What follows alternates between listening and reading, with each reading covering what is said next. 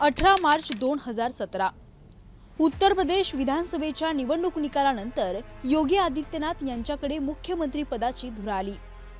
कट्टर हिंदुत्ववादी तसेच गोरखपूर पीठाचे महंत अशी त्यांची ओळख। 1998 पासून 2014 पर्यंत योगी सलग 5 वेळा गोरखपूरमधून लोकसभेवर विजयी झाले।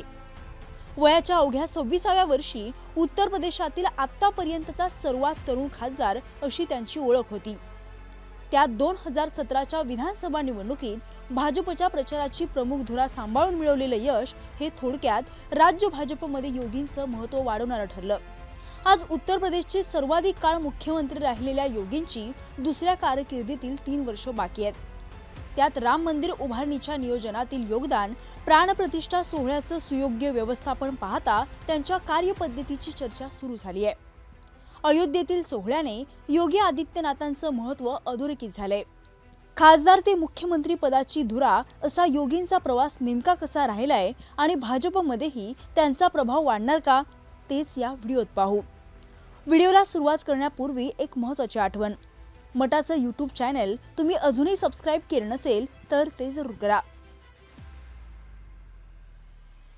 पहिल्याच विजयानंतर योगी यांनी हिंदू युवा वाहिनीची स्थापना केली।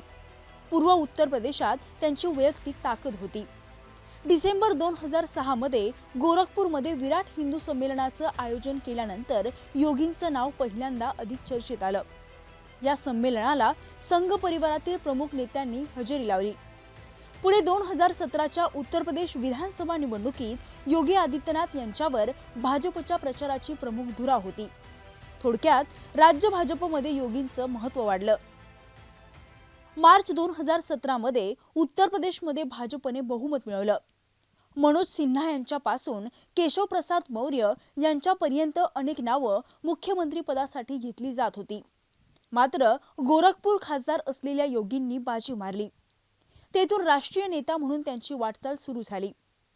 24 कोटी लोकसंख्या तसेच लोकसभेच्या 80 जागा हा राज्याचा आकार पाहता देशात उत्तर प्रदेशचा मुख्यमंत्री किती महत्त्वाचा असतो हे लक्षात येतं। योगींना प्रशासन हाताळणं जमेल काय असा प्रश्न सुरुवातीला विचारला गेला, पण आज घडीला उत्तर प्रदेशात परकीय तसेच देशांतर्गत गुंतवणूक मोठ्या प्रमाणात आहे। बोईंग कंपनीने उत्तर प्रदेशात खुर्जा इथं केंद्र सुरू केलं। जगातील 8 ठिकाणांपैकी एका जागेसाठी उत्तर प्रदेश राज्याची निवड केली। सर्वात जास्त आंतरराष्ट्रीय विमानतळ असलेलं राज्य अशी देखील नवी ओळख आहे। राज्य मंत्रिमंडळातील 20 ते 22 प्रमुख खाती ही 52 वर्षीय योगींकडे आहेत। त्यामुळेच प्रशासनावर देखील त्यांची पकड आहे। विविध राज्यांमध्ये जेव्हा विधानसभा निवडणूक होते तेव्हा प्रचार सभांसाठी मोदींपाठोपाठ योगींना मागणी आहे। यातूनच त्यांचं पक्षातील स्थान अधोरेखित होतं। आता लोकसभा निवडणूक तोंडावर आहे। त्यात उत्तर प्रदेशात लोकसभेच्या 80 जागा आहेत। विरोधक भाजपला पराभूत करण्यासाठी 2004चा दाखला देत आहेत। त्यात आताचं चित्र हे वेगळं आहे। काँग्रेसला आघाडी करून 9 जागा जिंकता येतील हे शक्य नाहीये। समाजवादी पक्षालाही ती पुनरावृत्ती कठीण आहे। थोडक्यात 2024 मध्ये दिल्लीच्या सत्तेचा मार्गही उत्तर प्रदेशातूनच जाणार आहे। 2019च्या निवडणुकीत भाजपला 62 तर मित्र पक्ष असलेल्या अपना दल पक्षाला 2 जागा मिळाल्या होत्या। यंदा भाजपचं किमान 70 जागांचं उद्दिष्ट आहे। त्या मिळवण्यात योगींचं कसब दिसेल। जर भाजपला हे लक्ष्य गाठता आलं तर योगींचं महत्त्व आणखी वाढेल हे निश्चित आहे। राज्यातील कायदा आणि सुव्यवस्थेत मोठी सुधारणा झाल्याचं बोललं जातं, पण प्रत्यक्षात कुलदीप सेंगर किंवा ब्रिजभूषण सारख्या नेत्यांवर आरोप असूनही ते पक्षाच्या पाठबळावर मोठ्या दिमाखात वावरतात हा आक्षेप आहे।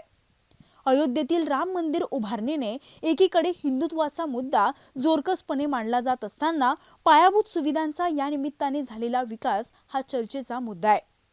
रेल्वे, महामार्ग, विविध मोठे प्रकल्प यामुळे राज्याचं चित्र बदलतंय। त्यात मुख्यमंत्री या नात्याने श्रेय हे योगींना जातं। योगी प्रसिद्धी करतात असा आक्षेप विरोधक घेतात। मात्र स्थानिक निवडणुकांमध्येही समाजवादी पक्ष किंवा बहुजन समाज पक्षाला चांगली कामगिरी करता आली नाहीये। केंद्र सरकारच्या मदतीने विविध मोठे प्रकल्प उत्तर प्रदेशात राबवत योगींनी भाजपसाठी अनुकूल वातावरण तयार केल्याचं चित्र आहे। यातूनच राम मंदिराच्या प्राणप्रतिष्ठेचा सोहळा किंवा त्याचं नियोजन यात योगींचं महत्त्व निसंशय वाढलेलं आहे। विविध देशव्यापी सर्वेक्षणात देखील भाजपमध्ये लोकप्रियतेत पंतप्रधान मोदींनंतर योगींचा क्रमांक लागतो। काही राजकीय विश्लेषक तर भविष्यात ते नेतृत्व करतील असेही भाकीत वर्तवत आहेत। पण या सगळ्याविषयी तुम्हाला काय वाटतं हे कमेंटमध्ये जरूर कळवा।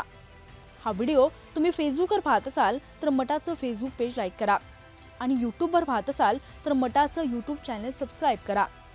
असेच व्हिडिओ मटाच्या यूट्यूब चॅनलवर पाहत रहा।